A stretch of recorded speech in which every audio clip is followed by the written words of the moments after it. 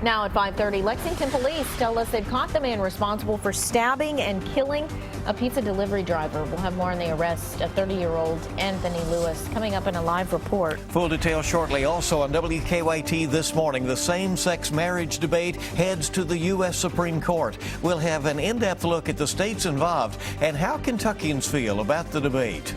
We're tracking a crime alert in Lexington this morning. A person's been injured after a violent home invasion. Tracking, alerting, protecting. This is WKYT This Morning. Good morning, and it's so nice to have you with us on WKYT as we get Tuesday off and rolling and Derby Week rolls along. I'm Bill Bryant. And I'm Rebecca Smith. It is the countdown to Derby Day and the countdown to warmer temperatures. Right. Next week looks really good. Yeah. It's going to be a little while getting there. Chilly out there this morning. Here's meteorologist Micah Harris on duty in our First Alert Weather Center. Yeah, it is chilly outside. We're in the 30s, 40s. It's a chilly start to the day. Patchy frost is a possibility. We're still not there yet for several zones. We're 44 now in the London-Corbin area, but the chilly spot, Cynthiana as usual, and also Mount Sterling, Winchester, sitting there in Clark County. We're holding on to the mid to upper 30s. Now, planning out your Tuesday, we head to the afternoon, 63 degrees. A few clouds will filter on in, but don't expect any rain later on this afternoon. It's going to be on the cool side, and it actually gets colder in the next couple of days. Upper 50s, lower 60s. I'll show you when that falls with some rain coming up in a few minutes. All right, see you in a bit. Thank you.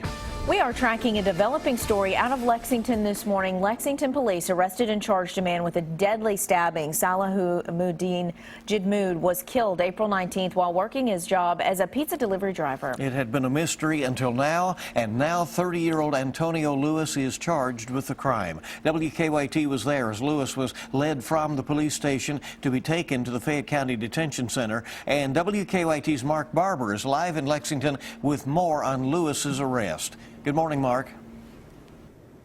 Good morning, Bill and Rebecca. The pizza delivery driver was killed 9 days ago. Police announced early this morning that they have finally arrested the man who stabbed the 22-year-old to death. Now, investigators think that Salahuddin Jidmood was robbed after he was killed, but leaders in the Muslim community are asking if there was more to the motive behind his death. Jidmood was an active member in the Muslim community, and by the way he was killed, leaders of a local mosque have been prompted to ask if it was a hate crime. While investigators are not releasing many details about the investigation, we are learning more about the man who is charged with his murder. Just after midnight, police told us that Antonio Lewis has been arrested and charged with first-degree murder and first-degree robbery. Police say back on April 19th, the 30-year-old stabbed Jidmood to death with a sharp-edged instrument, leaving his body in an apartment breezeway on Trent Circle Road.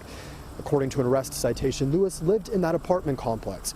Now, we went through court records to learn more about Lewis and found that he's been involved in a dozen criminal cases, some of them felony cases, in the past 10 years.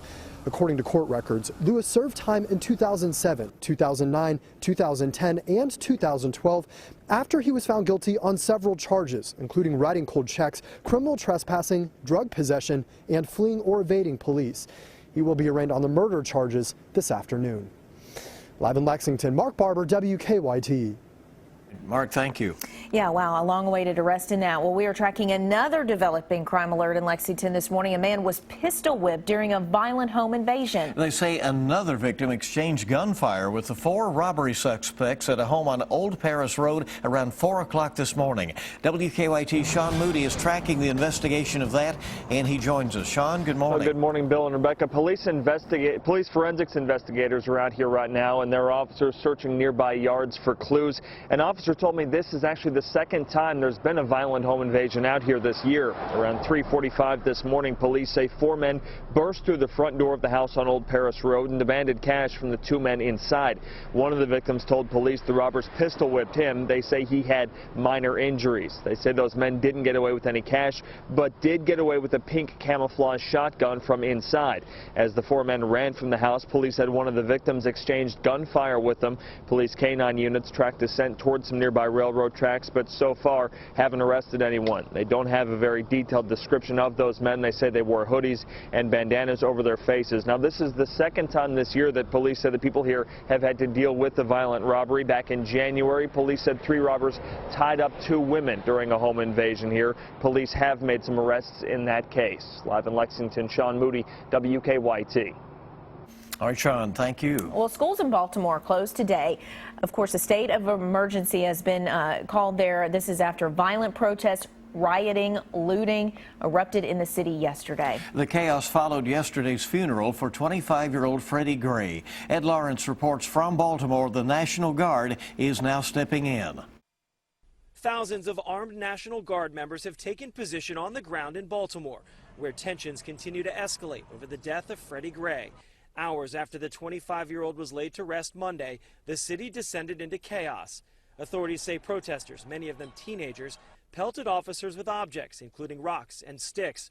Police responded with pepper spray. Demonstrators looted stores, damaged cars, and set fires. The governor of Maryland issued a state of emergency Monday night. We had opposite ends of the city pulling us at the same time, so extra resources here will allow us to get on top of the issues at multiple locations. Close to 30 arrests were made and more than a dozen officers injured. As night fell, members of Gray's family emerged to condemn the violence. I want y'all to get justice for my son, but don't do it like this here. Baltimore's mayor imposed a citywide week-long curfew, which goes into effect tonight. What we're seeing isn't anger, it's destruction of a community. The same community they say they care about, they're destroying. Gray died more than a week ago from a severe spinal injury after being taken into police custody. The newly sworn-in Attorney General, Loretta Lynch, says the Justice Department will send 2 officials to Baltimore as it continues its own investigation into Gray's death. Edward Lawrence, for CBS News, Baltimore. And Baltimore's police chief says a report on Gray's death is expected to be sent to the state attorney general's office by Friday. It is not known when that report will be made public. The U.S. Supreme Court will hear arguments for and against same-sex marriage bans today. Marriage bans in Kentucky and 3 other states are at the center of the issue.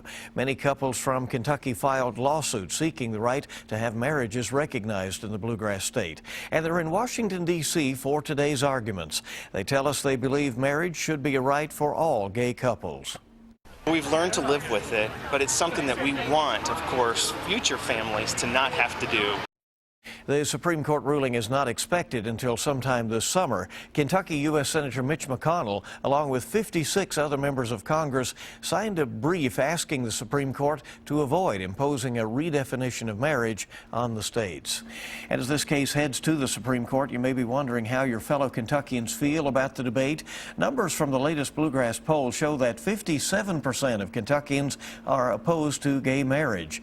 More men than women are against the idea. We broke down all of the numbers, and you can find that information at our website, WKYT.com. Well, there are some new developments in another gay rights issue, this one in Lexington. A Fayette County judge has ruled in favor of printing company Hands On Originals. The business refused to print T-shirts for the city's Gay Pride Festival, citing Christian beliefs. Lexington's Human Rights Commission claimed the company's decision violated the city's fairness ordinance. The company appealed that ruling in court and won. Despite the ruling, both sides still have strong opinions on the case.